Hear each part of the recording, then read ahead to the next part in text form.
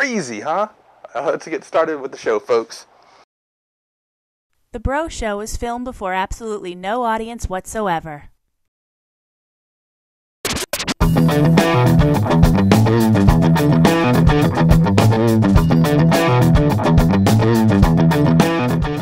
Are you ready?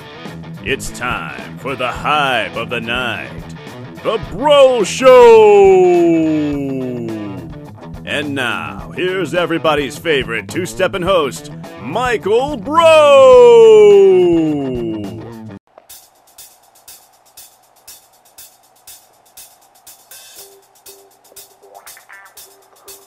Oh, hi there, folks. Welcome to today's show. Thanks for coming on by.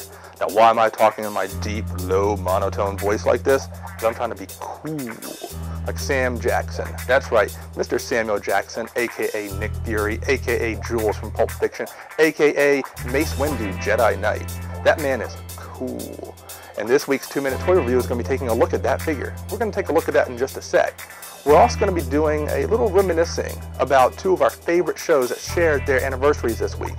And that's why they're not part of the Geektastic segment for later in the show as well. But for now, we're going to roll that very cool RetroCon commercial put together by Tony and Rose and their friends for RetroCon. Coming up in just a few weeks here, coming up in November. Let's take a look at that commercial one more time.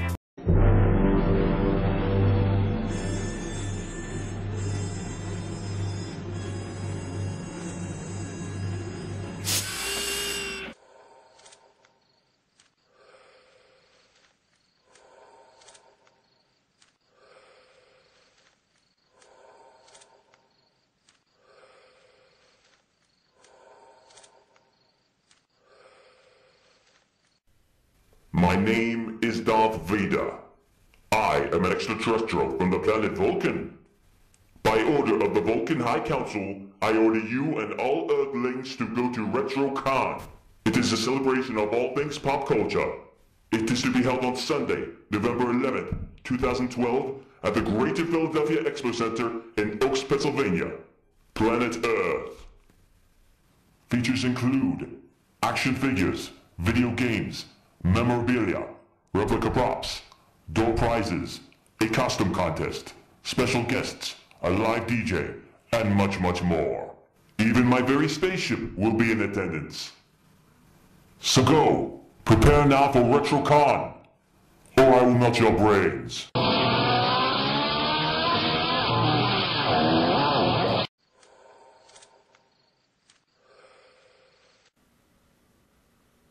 Oh, and sorry about your barn.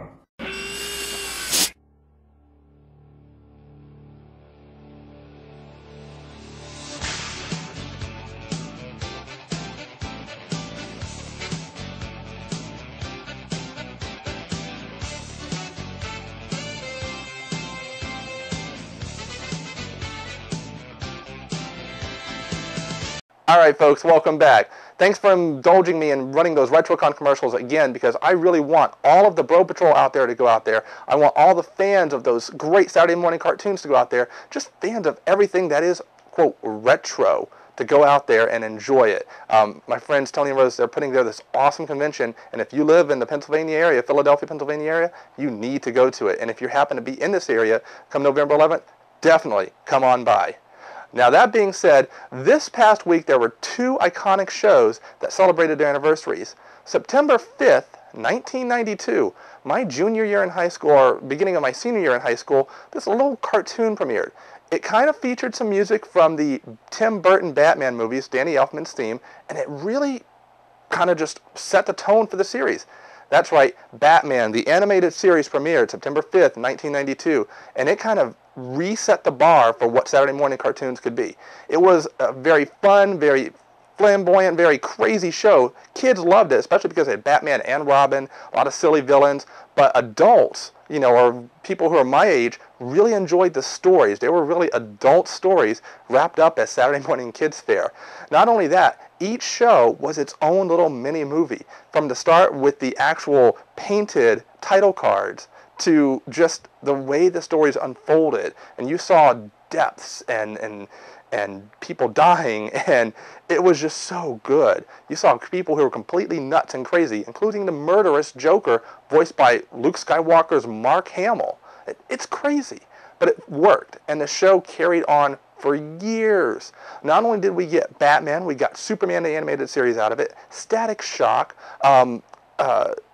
just so much fun. And then it rolled into the Justice League cartoon. And story threads that were brought up in 1992 ended when Justice League ended. They cleared out a lot of those storylines. It was amazing. Needless to say, if you've ever gotten a chance to watch the show, do it. Particularly the Hub Network, which shows all the Transformers cartoons, My Little Pony and everything, has been airing the old Batman animated series show. You guys need to check it out if you haven't done so already. If you have kids, watch it with them. It's so much fun. It really set the tone for everything that tells a really great animated series. And in my humble opinion, it is the best animated series ever created. This coming from a Transformers fan who thinks G1 is the, well, I can't say this on the air, but it is the best. But truly, honestly, Batman the Animated Series, really the best cartoon series ever created. That being said, let's get into our 2-minute toy review. Now, we're going from DC to Marvel. That's right, I teased it earlier. We got not Sam Jackson. I keep calling it a Sam Jackson action figure. It really is the Nick Fury action figure from the Avengers movie line. Let's take a look at that 2-minute toy review right now. In this week's 2-minute toy review, we take a look at a figure who is based on an actor in 2 different films with action figure lines from the same toy company. Let's take a look at the one-eyed master of ceremonies for the movie line Avengers, Sam Jackson as Nick Fury. So here he is, Samuel Jackson himself, Nick Fury from Hasbro Toys in package for the Avengers movie line. The back of the card shows a small bio for Nick Fury from the movie universe and showcases only 2 of the figures in this wave. The last one is covered up for some reason. But how does this figure hold up? Let's find out. First, let's take a quick peek at the accessories. A small pistol that fits into his leg holster, an M16-like rifle with a grenade launcher, a removable soft plastic jacket with no sleeves, of which the figure looks good in or out of, a sculpted pistol in a holster that isn't a true accessory, but is stuck right in the chest and it's sticking out, and a firing spring-loaded bazooka with a translucent purple rocket projectile. Coincidence that it's purple? I think not. This party's over. So Mr. Jackson here has a good range of motion in his body, especially since the torso, hips, legs, and feet are all the same ones from the Winter Soldier figure for the Captain America movie line. That said, this figure's head is on a ball and socket joint that can move up and down or left and right, full motion shoulders, a bend at the elbow with swivel arm battle grip, mid-torso rocker joint, hinged and rotating ball sockets for the hips, double jointed knees, and swiveling/rotating ankles. With all this articulation here, you'd think they would have given Fury swivel wrist, but they didn't. When Jules finds out, he's going to be a little upset. And I will strike down upon thee with great vengeance and furious anger those who attempt to poison and destroy my brothers. Overall, though, this figure is a great representation of Mr. Jackson as Nick Fury from the Marvel movie universe. Standing at about 4 inches tall, he fits in great with the Marvel Universe movie lines and the comic lines as well.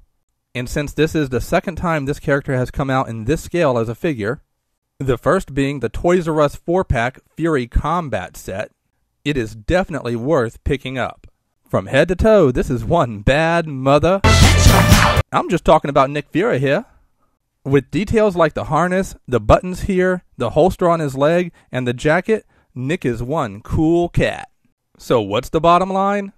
Being part of what will most likely be one of the last waves for the Avengers movie line, this figure is a must-grab if you see it on store shelves. I actually got mine from the online eBay store for Kokomo Toys, a great place to shop for action figures at pretty nice prices. For a retail of about $8 to $9 on store shelves, or $10 to $15 online, Nick Fury here is well worth the price. And he just looks awesome standing with all the movie Avengers ready for battle. Wow, Mr. Jackson. I mean, Mr. Fury, you're a very, very cool action figure. I just wish you had that little rocket pack that the original Nick Fury had. Needless to say, he's very cool. Although Jules from Pulp Fiction is going to be mad when he finds out you do not have that wrist articulation, isn't he? Yeah, I wouldn't want to mess with him. We'll be right back after this. This week in Geektastic History. This week on September 7th, 1776, the first use of a submarine for actual warfare took place during the Revolutionary War in New York Harbor. Even though submarines had been used for over 150 years in some capacity prior to this was the first time one was used in actual naval combat. David Bushnell, who at the time was inventing underwater mines for use in the American Navy, decided to also build a submarine craft to deliver the ordnance as well. Big enough for just one person, the submarine, dubbed the Turtle, was piloted by Ezra Lee and used to pilot out to the HMS Eagle, not being noticed by the sailors on the boat itself.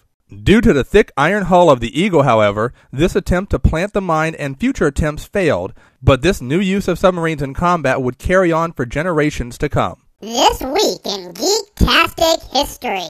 Okay, folks, now after Geektastic talking about ships and submarines, there's another show, an iconic show that everybody has heard of, and if they haven't heard of it, then they've been living under a rock for the last 46 years.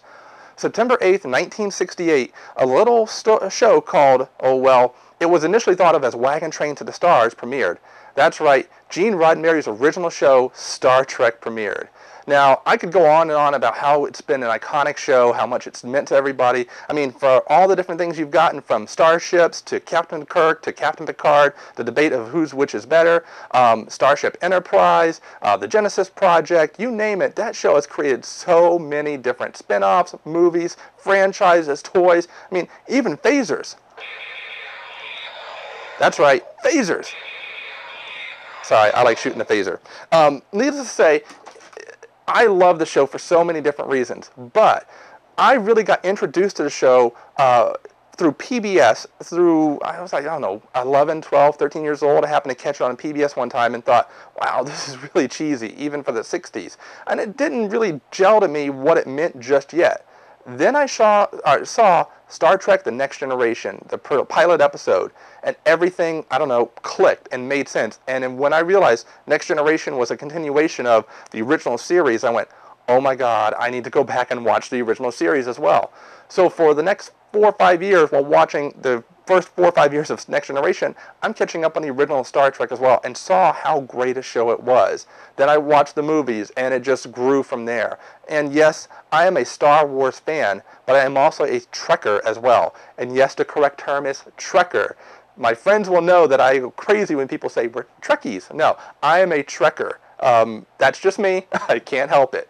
Needless to say, there's so much out there. But the reason Star Trek is really, truly near and dear to my heart, it was one of the first shows that me and my now wife of nearly 13 years as this show airs, really connected with. And that was through Star Trek Deep Space Nine and then with Star Trek Voyager. And anybody who knows us as a couple knows that Deep Space Nine was the start of it, and Voyager, well, that just kind of cemented everything. Yes, Star Trek Voyager. I fully admit I like the show. Enterprise? Deep Space Nine? The best of the Star Trek series as far as the new stuff, but let's face it, the original series, Gene Roddenberry's original vision of Wagon Train to the Stars, Kirk, Spock, McCoy, all of them, yeah, that is the best. And even here on the Breaux Show, within the confines of the Breaux household with the executive producer, Mrs. Breaux, we have probably one of the coolest Star Trek collectibles, not an Enterprise ship, not a phaser, but we have the Barbie set. Yes, that is right. The collector's edition Star Trek gift set from about, I think, 12 years ago. Let's see. This was made in 1996. Yes, we got this when we both worked at FAO Schwartz. And to this day, it stays sealed because it looks really good. And yes, Barbie's in the short mini skirt. And you've got Ken, who still looks like a dork in a Star Trek uniform. At least we've got some nice little placards of Kirk and Spock here. Yeah. This set, it's the bomb. So, remember folks, Star Trek, the best sci-fi show that ever come out. Doctor Who and Star Trek to me are kind of like side by side. They're from different parts of the Atlantic, so needless to say, they both hold the same spot in my heart at different levels in different times. Anyway, so remember Star Trek, 46 years, Batman, the animated series, 20 years. Can you believe it? 20 years. All right. I just want to remind everybody, we do have the Design a Breaux Patrol Logo Contest still going on.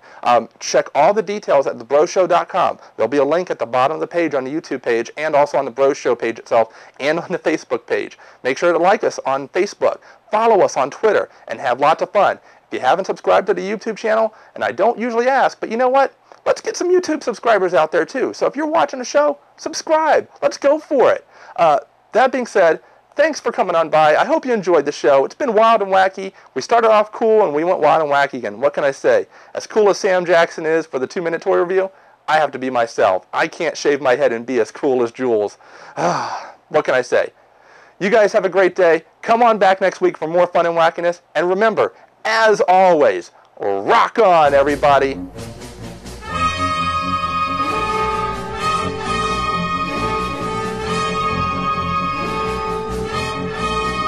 I think I need some of that cool Star Trek music. Dun dun dun dun dun dun. And with that, folks, I'm out of here. Scotty. Wait. Oh wait, no, that's Next Generation. Act like I have a communicator. Scotty, beam me up.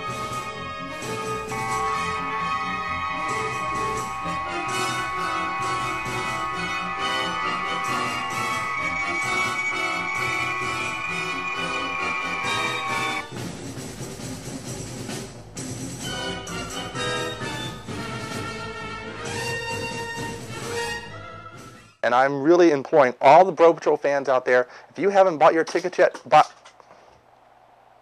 and that's what we call live TV, folks. Wow, live tape segment. Let's stop the recording and do that again.